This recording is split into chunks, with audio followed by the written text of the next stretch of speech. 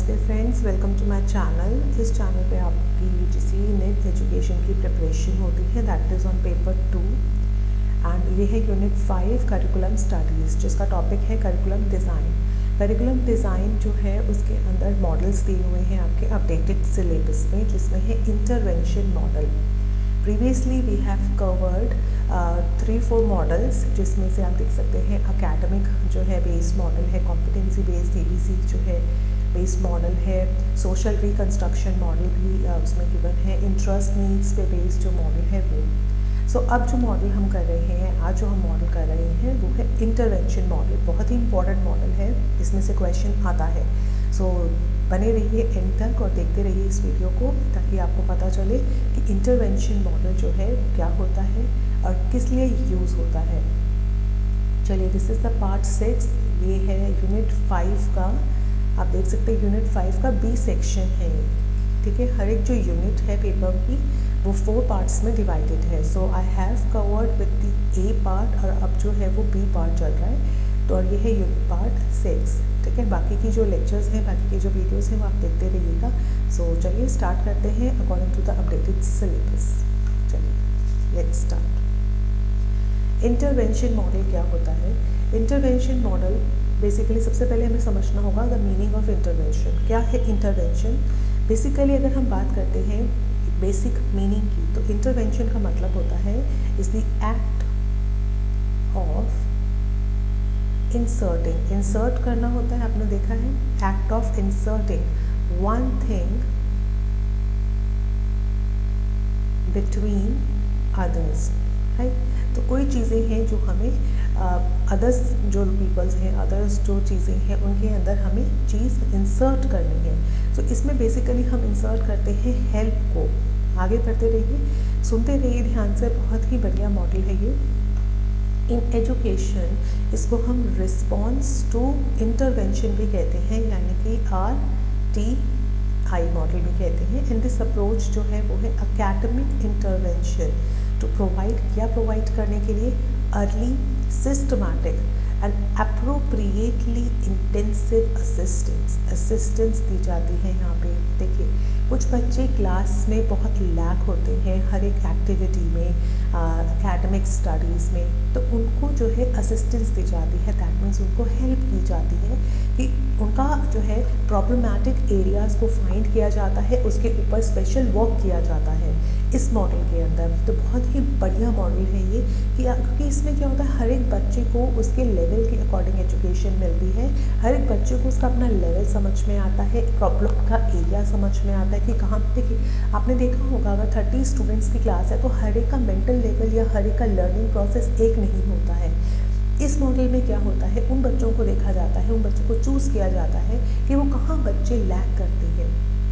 किसी को सुनाई नहीं देता है या किसी का बहुत ही लैक ऑफ कंसंट्रेशन है, तो उन चीज़ों पे जो उनके नेगेटिव पॉइंट्स हैं, जो उनकी नेगेटिव हैबिट्स हैं, आप कुछ भी कह सकते हैं, उसके ऊपर वर्क किया जाता है। उनको क्या दी जाती है? असिस्टेंस दी जाती है। Who are at risk for already under performing, जो बच्चे अंडर परफॉर्मिंग हैं as compare to the appropriate grade, यानी कि अगर क्लास 1 के बच्चे हैं और वो क्लास 1 के लायक नहीं है, या क्लास 1 में वो अच्छा परफॉर्म नहीं कर रहे हैं, या अपने एज लेवल के अकॉर्डिंग उनको एजुकेशन प्रोवाइड नहीं हो पा रही है, कुछ भी जो भी कारण है उनकी अंडर परफॉर्मेंस के, उसको क्या किया जाता है? सुधारा जाता है, उसको अच्छी तरीके से असिस्टेंस दी जाती है। बहुत बढ़िया है। ठीक है, मैं इसको अंडरलाइन कर सकती हूँ आपके लिए। देखिए, आप इसको हाईलाइट भी कर सकते हैं, क्योंकि इसके अंदर प्रॉपर जो है इस अप्रोच के बारे में लिखा हुआ है कि एक तरीके की ये एक एकेडमिक इंटरवेंशन है जो कि अर्ली, सिस्टमैटिक और अप्रोप्रिएट तरीके से असिस्टेंस प्रोवाइड करता है उन बच्चों को जो कि क्लास में अंडर परफॉर्मेंस है, चाहे वो उनकी ग्रेड लेवल के अकॉर्डिंग अंडर परफॉर्मेंस हो या उनकी एज लेवल के अकॉर्डिंग। तो ये मॉडल क्या करता है? आइडेंटिफाई करके उनको जो है रेमेडियल टीचिंग प्रोवाइड करता है। चलिए नेक्स्ट पॉइंट करते हैं। RTI यानी कि रिस्पॉन्स टू इंटरवेंशन प्रमोट क्या करता है? एकेडमिक सक्सेस को थ्रू यूनिवर्सल स्क्रीनिंग। क्या होता है यूनिवर्सल स्क्रीनिंग का? कि यूनिवर्सल मतलब कि बहुत ही बड़े ग्लोबल लेवल पे स्क्रीनिंग की जाती है, उन बच्चों को ढूंढा जाता है, उन बच्चों को आइडेंटिफाई किया जाता है जो प्रॉब्लमेटिक एरिया में है, जिनकी कोई प्रॉब्लम है लर्निंग में या जो किसी कारण से पढ़ नहीं पा रहे हैं अपने मेंटल लेवल या अपने फिजिकल लेवल के, तो उनकी उस प्रॉब्लम को देखा जाता है, उनको यूनिवर्सल स्क्रीनिंग में डाला जाता है। फिर अर्ली इंटरवेंशन मतलब देखिए फिर ये देखा जाता है कि अगर उनकी स्टेज अर्ली है, मतलब अभी अभी उनको ये प्रॉब्लम स्टार्ट हुई है कि उन्हें कोई चीज़ लर्न नहीं हो पा रही है या उसे कोई कॉन्सेप्ट समझने में प्रॉब्लम हो रही है, तो अर्ली इंटरवेंशन किया जाता है, यानी कि शुरुआत में ही उनको हेल्प प्रोवाइड कर दी जाती है ताकि जो सिचुएशन है वो वर्स्ट ना हो। फ्रीक्वेंट प्रोग्रेस मॉनिटरिंग, लगातार जो है उनकी प्रोग्रेस को मॉनिटर किया जाता है। Increasingly intensive research based instructions, फिर इंक्रीजिंगली यानी कि बहुत ही इंटेंसिव तरीके से रिसर्च की जाती है इंस्ट्रक्शंस पे कि उन्हें किस तरीके से इंस्ट्रक्शंस दी जा रही है, उन्हें सही तरीके से इंस्ट्रक्शंस मिल भी रही है या जो है कहीं ना कहीं टीचिंग लर्निंग में ही प्रॉब्लम है जो बच्चे समझ नहीं पा रहे हैं, तो इस तरीके की रिसर्च जो है वो चलती रहती है।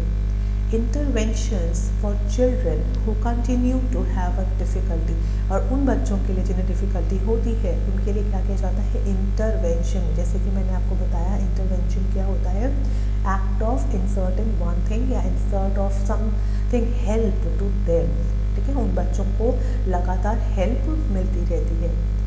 RTI is the multi level approach for adding student that is adjusted and modified as needed if they are failing, अगर वो फेल हो रहे हैं तो उन्हें किस तरीके से उनकी परफॉर्मेंस को मॉडिफाई करना है, एडजस्ट करना है। सो आपने दो वर्ड्स यहाँ देखे हैं, असिस्टेंस एंड एडिंग, यानी कि हेल्प प्रोवाइड करना और उनको असिस्टेंस देना, उनको हेल्प करना। सो ये दो वर्ड बहुत ही बढ़िया है, ठीक है, जो कि आपके रिलेट करेंगे RTI से। Sorry, this is RTI,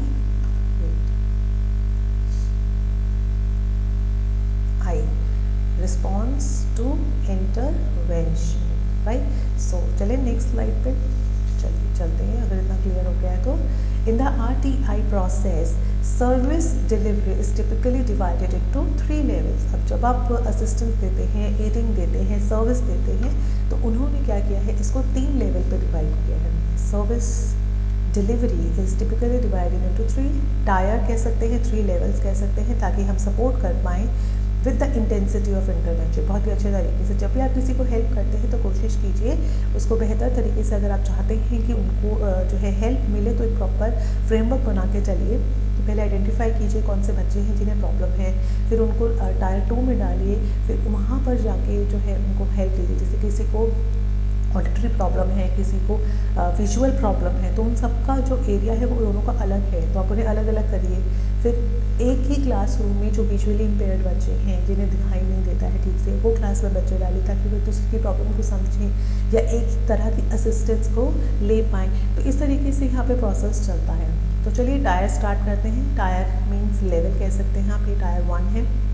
tyre 1 is focused specifically with in the core curriculum. इनका एक कोर करिकुलम होता है जिसपे वो स्पेसिफिकली फोकस करते हैं।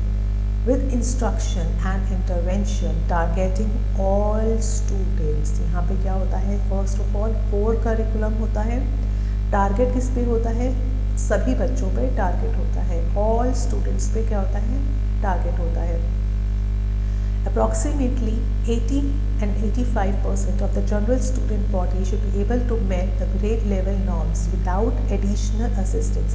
यहाँ पे किसी भी तरीके की एडिशनल असिस्टेंस उनको नहीं दी जाती है। यहाँ पर कोई भी इन्फो नहीं है, हेल्प नहीं होती है बच्चों की। यहाँ पर आपको जर्नल पेपर, एक जर्नल टेस्ट, आप कुछ भी कह सकते हैं, आइडेंटिफाई किया जाता है।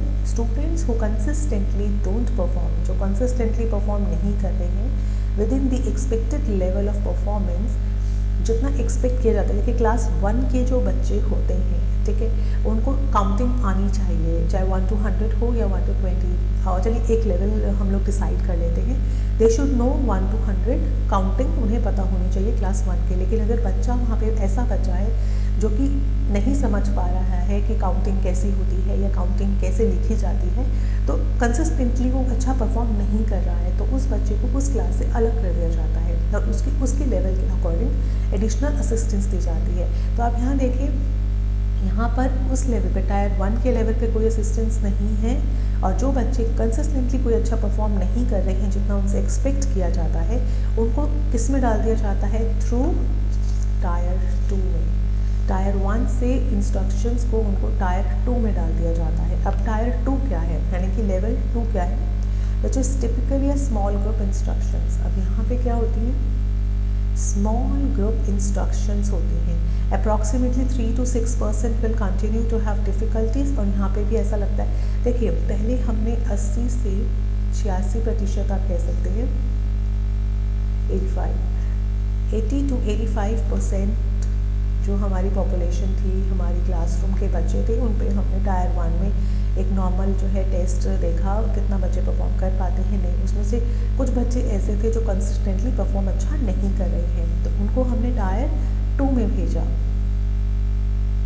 लेकिन टायर 2 में स्टिल ऐसे 3% या 6% बच्चे ऐसे हैं जो स्टिल प्रॉब्लम क्रिएट कर रहे हैं, जिन्हें स्टिल समझने में प्रॉब्लम हो रही है। तो उनको हमने क्या किया, टायर 3 में भेजा, जहाँ पर उनको स्पेशल असिस्टेंस प्रोवाइड की जाती है। लाइक आप जनरल क्लासरूम में अगर किसी को ऑडिटरी प्रॉब्लम है, ठीक है, हमने उसको टायर 2 में भेजा, वहाँ देखा कि इसको माइनर है, माइल्ड है, मेजर प्रॉब्लम है। फिर अगर उसको मेजर प्रॉब्लम है तो हमने उन्हें टायर 3 में भेजा, नेक्स्ट लेवल पे भेजा, और वहाँ पे उसको स्पेशल असिस्टेंस देनी शुरू की। तो इस तरीके से क्लास चलती है। टायर 3 क्या है, इंटरवेंशन सर्विस है, which is the most intense level of intervention. बहुत ही इंटेंस लेवल है, जहाँ पर 1 to 1 दी जाती है। 1-on-1 यानी कि 1 टीचर पे 1 स्टूडेंट होता है। रेगुलर एजुकेशन एनवायरनमेंट क्रिएट किया जाता है ताकि बच्चों को हर तरह के एजुकेशन प्रोवाइड हो। Educators can get enough evidence based data to eliminate the possibilities that the poor of academic performance is due to the inadequate instructions. यानी कि एडुकेटर्स जो होते हैं वो स्पेशल एडुकेटर्स होते हैं, वहाँ पे उनको प्रॉपर तरीके से जो है एविडेंस बेस्ड डाटा दिया जाता है, यानी कि प्रॉपर ऑथेंटिक जो है इंफॉर्मेशन, डाटा, मशीन्स सब कुछ होती है, जिन्हें नॉलेज जो होती है स्पेशल एडुकेटर्स को होती है। RTI is a more powerful process to identify whether the students have a learning disability.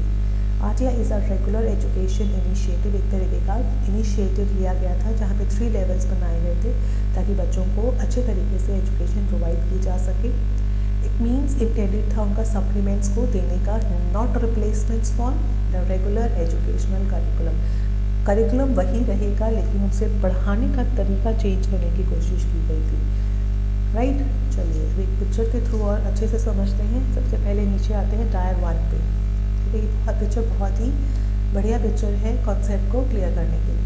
देखिए, सबसे पहले जो टायर 1 है, यहाँ पे 80% बच्चे हैं जो अपने क्लासरूम में बैठे हैं। परफॉर्मेंस बेस्ड इंस्ट्रक्शंस है, यानी कि उनको हमें जज करना है क्या परफॉर्मेंस वो देते हैं। तो सबसे पहला जो है वो है स्ट्रैटेजीज इंस्ट्रक्शन। सबसे पहले हमें जानना होगा कि what is the meaning of strategy instruction. It is a kind of teaching practice that shows students how to learn the content। यानी कि टीचर जो है वो ये बता रही है कि किस तरीके का कंटेंट को लर्न करिए। फिर उसका यूनिवर्सल स्क्रीनिंग होता है, यानी कि एक टीचर ने क्या दिया, इंस्ट्रक्शंस दी। इसका बेसिक मीनिंग ये है कि टीचर ने इंस्ट्रक्शन देना क्लास में शुरू किया।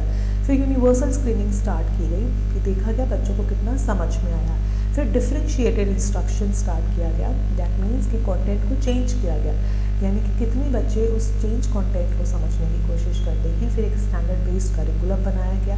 देखिए, this is a different types of methods, ये जानने के लिए कि बच्चे जो हैं उस ग्रेड के लायक हैं या नहीं हैं। करिकुला offers the universal design for learning features, and the last one is instruction is guided by the progress monitor and assessment. की इंस्ट्रक्शंस दी गई, उनका असेसमेंट किया गया। अब इसके बाद ये देखा गया कि कौन कौन से बच्चे हैं जिनका कॉन्सिस्टेंटली पुअर रिजल्ट आ रहा है। फिर उनको कहाँ भेजा गया, टायर 2 में, जहाँ पर टारगेटेड इंटरवेंशन होता था, मतलब बच्चों को स्पेशली टारगेट करके इंस्ट्रक्शंस दी जाती थी।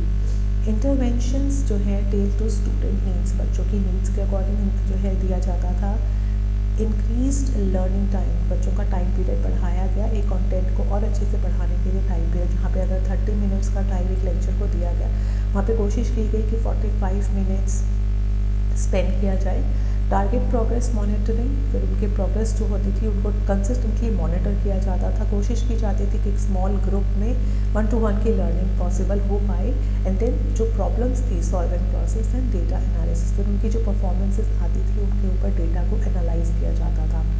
फिर भी इस प्रोसेस के बाद कुछ बच्चे ऐसे होते थे जो कॉन्सिस्टेंटली पुअर परफॉर्म कर रहे हैं, तो उनको भेजा जाता था स्पेशल नीड्स यानी कि टायर 3 में, जहाँ पर इंटेंसिव तरीके से इंटरवेंशन होता था, यानी कि बहुत ही गहरे तरीके से उनकी प्रॉब्लम पे वर्क किया जाता था। इंटेंसिव रेमेडिएशन होता था कि किसी ना किसी तरीके से उनको जो है रेमेडिएट किया जा सके, उनकी प्रॉब्लम को हटाया जा सके। इन डेप्थ असेसमेंट होता था, बहुत ही बारीक चीज़ों पे वर्क किया जाता था। इंटेंस जो है प्रोग्रेस मॉनिटरिंग होती थी, हर एक चीज़ को लेके मॉनिटरिंग की जाती थी। All decisions are data driven होते थे। Consideration to the referral for special education, यहाँ पे क्या है बेसिक, अब क्या होता है यहाँ पे स्पेशल एजुकेशन देने की कोशिश की जाती थी। इंटेंसिव तरीके से जो है रेमेडिएट किया जाता था। And then the refined individualized instruction. अब आप मुझे कमेंट सेक्शन में ज़रूर बताइएगा what is the meaning of individualized instruction. बहुत, अगर आप एक टीचर हैं, अध्यापक हैं, तो you should know what is the meaning of individualized instruction.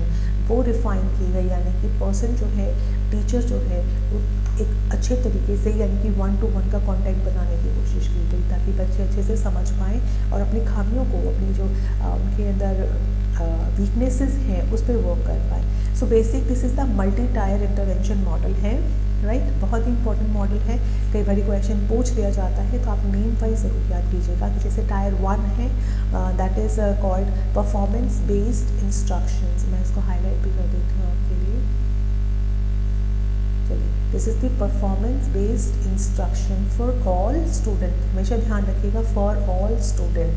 Tyre 2 में टारगेटेड इंटरवेंशन किया जाता था एंड टायर 3 में इंटेंसिव इंटरवेंशन, राइट। तो ये 3 इंटरवेंशन के पॉसिबल वेज हैं। सो कंप्लीट हो चुका है हमारा इंटरवेंशन मॉडल। आई होप आपको ये सब जो है समझ में आया होगा। Thank you so much. जो नेक्स्ट मॉडल होगा वो CIPP मॉडल होगा, CIPP मॉडल, जिसपे हम नेक्स्ट लेक्चर बनाएंगे, that is called part 7, right. और ये जो है लास्ट पार्ट होगा बी सेक्शन का, यूनिट 5 के बी सेक्शन का। So thank you so much for today. Don't forget to share it, right. अपने फ्रेंड्स के साथ शेयर कीजिए ताकि वो भी पढ़ सकें, और अपडेटेड सिलेबस के अकॉर्डिंग सारी वीडियोस हैं। Thank you so much. Subscribe my channel. Thank you for visiting. Thank you so much. Have a nice day.